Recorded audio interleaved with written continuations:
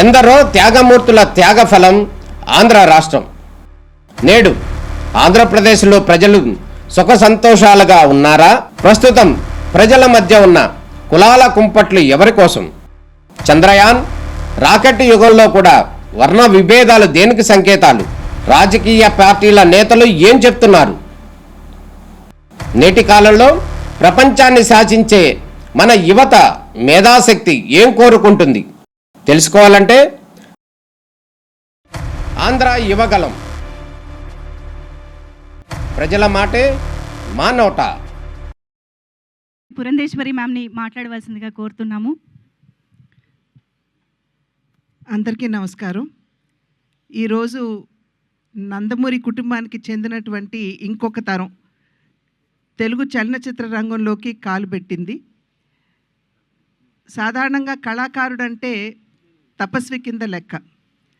ఎంతో తపస్సు చేసి అంకిత భావంతో పనిచేసిన తర్వాత తెలుగు కళామ తల్లి ఆశీర్వాదం ఉంటే ఉన్నత శిఖరాల్ని అధిరోహించేటువంటి అవకాశం ఆ కళాకారుడికి ఉంటుంది.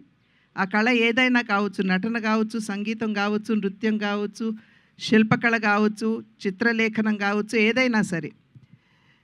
మా తరానికి ముందు తరం నందమూరి తారక రామారావు గారు నిజంగా ఆయన ఒక కళా తపస్వి. ఆయన క్రమశిక్షణతోటి అంకిత భావంతో తన జీవితాన్ని చలనచిత్ర రంగానికి అంకితం చేసినటువంటి సందర్భంలోనే ఇవాళ చలనచిత్ర రంగంలో వారి పేరు స్వర్ణాక్షరాలతో లిఖించబడి ఉన్నది. తెలుగు చలనచిత్రం ఉన్నంత వరకు వారు చిరస్మరణీయులు అనేటువంటి విషయం మనం అందరం గుర్తించవలసినటువంటి అంశం. ఆ తర్వాతి తరానికి వచ్చేటప్పటికి నందమూరి బాలకృష్ణ, నందమూరి హరికృష్ణ గారు, వారిరువురు కూడా చలనచిత్ర రంగమే ఉచ్చ నిశ్వాసాలుగా తెలుగు కళామ తల్లికి సేవలు అందించినటువంటి నేపథ్యంలో వారు కూడా తెలుగు చలనచిత్ర రంగంపై చెరగని ముద్ర వేసినటువంటి విషయం. ఆ తరువాతి తరం నందమూరి కళ్యాణ్ రామ్, నందమూరి తారక రామారావు వారు కూడా అంకిత భావంతో పనిచేసినటువంటి సందర్భంలో వారు కూడా చలనచిత్ర రంగంలో తమ ఉనికిని చాటుకున్నటువంటి విషయం మనందరికీ తెలుసు.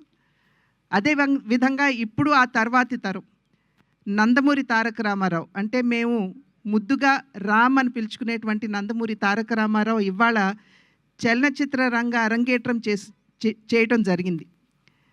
ఆ బిడ్డకి ఖచ్చితంగా తెలుగు కళామ తల్లి ఆశీర్వాదంతో మా తండ్రి గారు నందమూరి తారక రామారావు గారి ఆశీస్సులు, అదేవిధంగా మా అన్న నందమూరి హరికృష్ణ గారు తప్పకుండా వారు ఇందాక చెప్పినట్టుగా ఆయన ఆకాశం నుండి తన మనవణ్ణి చూసుకుని మురిసిపోతూ ఉండుంటారు. అదేవిధంగా జానకి రామ్ యొక్క ఆశీస్సులు కూడా ఖచ్చితంగా రామ్కి ఉంటాయి అని చెప్పి విశ్వసిస్తూ మా అందరి ఆశీస్సులు కూడా ఎప్పుడూ కూడా అతనికి ఉంటాయి అని చెప్పి తెలియజేసుకుంటున్నాను. అదేవిధంగా వైవిఎస్ చౌదరి గారు, ఆంజనేయుడి హృదయంలో రాముడు ఏ విధంగా కొలువు తీరి ఉంటారో వైవిఎస్ చౌదరి గారి హృదయంలో స్మృతిలో నందమూరి తారక రామారావు గారు కొలువు తీరి ఉంటారు.